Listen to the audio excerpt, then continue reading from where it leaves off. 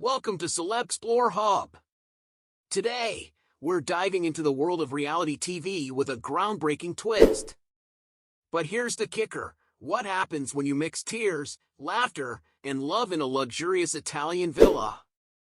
Stay tuned as we uncover all the juicy details of Dannii Minogue's emotional revelation and her daring new dating show, I Kissed a Girl.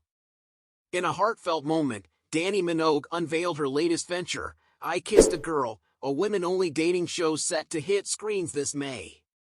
With 10 single women vying for romance under the Italian sun, Minogue couldn't contain her pride as she addressed the significance of the series. Expressing her excitement for the show's debut, Minogue highlighted the lack of representation for lesbian and bisexual women in the reality dating world. She boldly declared her own identity as queer, celebrating the diversity and authenticity of the contestants. As the contestants shared their admiration for Minogue, she responded with humor and humility, affirming her attraction to women and expressing her admiration for their courage.